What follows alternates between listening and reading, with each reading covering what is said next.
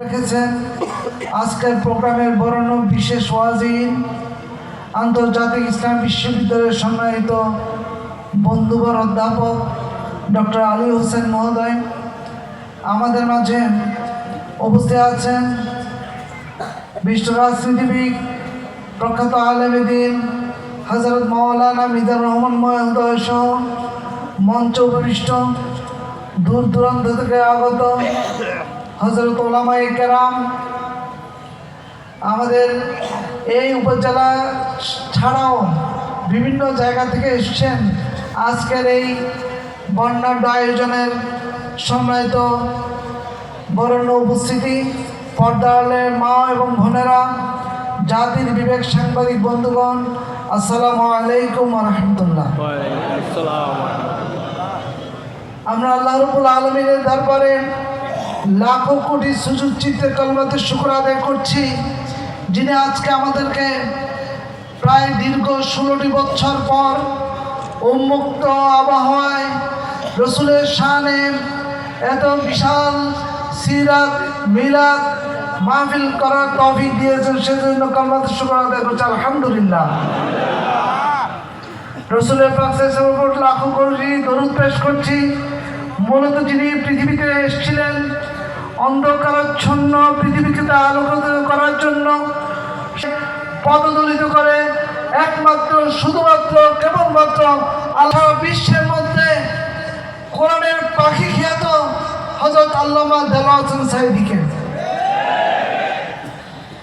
যিনি এই তাফসীরুল কোরআন মাহফিল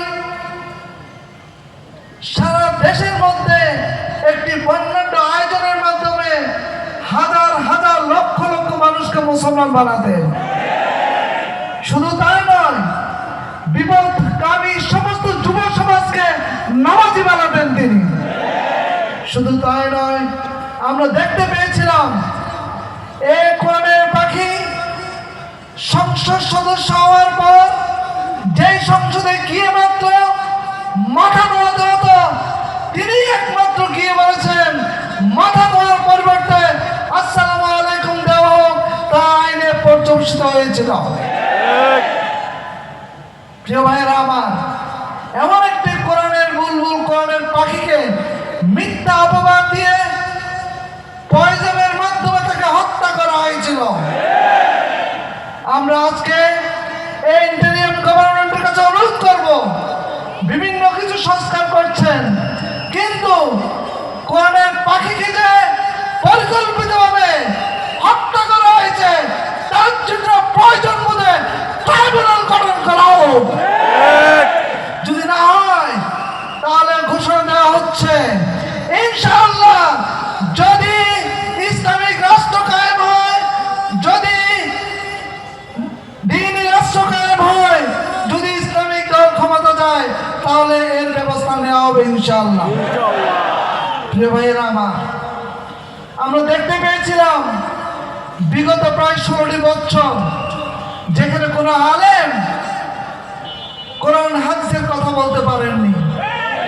যখন তারা কথা বলতেন, মঞ্চে গিয়ে তাদের অপমানিত করে ধাক্কা দিয়ে বের করে দেওয়া হয়েছিল। আমরা দেখতে পেয়েছিলাম কোন মসজিদের খতিব তার সঠিক কোরআন হাদিসের আলোকে খুতবা দিতে পারেননি। যখন খুতবা দিত, সেখানেও গিয়ে তাদের চাকরিকে নট করে দেওয়া হতো। আমরা দেখতে পেয়েছিলাম যখন কোন মসজিদ মাদ্রাসায় যুবকেরা বসে কোরআন হাদিসের তালিম করত, মা বোনেরা বসে কোন ঘরে বসে কোরআন হাদিসের তালিম করত, মিথ্যা মামলা দিয়ে সন্ত্রাসী আখ্যা দিয়ে তাদেরকে গ্রেফতার করা হয়েছিল। আমরা কি ভুলে গিয়েছি? সুতরাং আমি আহ্বান জানাতে চাই আপামর জনতার কাছে, যদি আমরা চাই আগামীতে একটি আল কোরআনের পার্লামেন্ট, যদি আমরা চাই আল্লাহ রসুলের একটা পার্লামেন্ট, যদি আমরা চাই আলেম ওলামাদের নেতৃত্বে সমাজ পরিচালিত হবে, যদি আমরা চাই সুষ্ঠু একটি বৈষম্যহীন সমাজ প্রতিষ্ঠিত হবে, তাহলে অবশ্যই আল কোরআনের পার্লামেন্ট দরকার আছে কিনা নাই? আপনি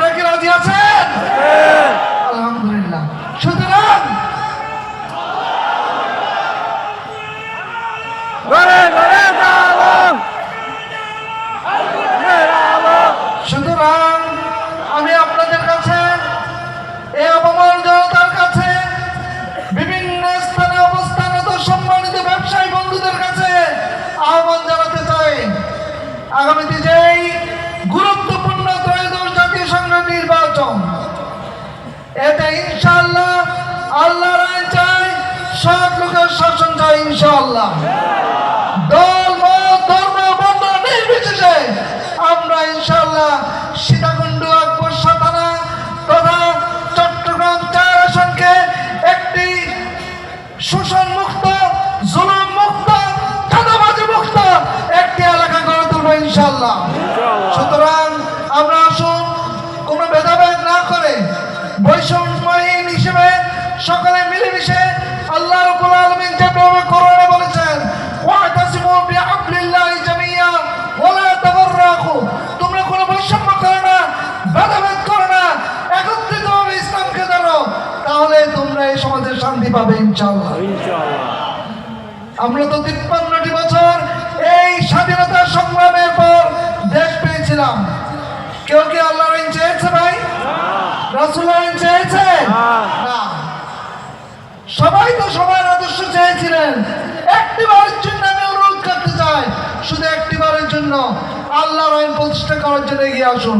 তাহলে দেখতে পাবেন যেমনি ভাবে ডাকসুতে এসছে, রাকসুতে এসছে, চাকসুতে এসছে, ইনশাআল্লাহ এই সিদ্ধান্ততে বিজয় হবে ইনশাআল্লাহ।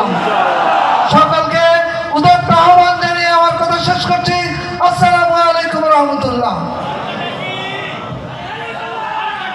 Garib Allah, Garib Allah.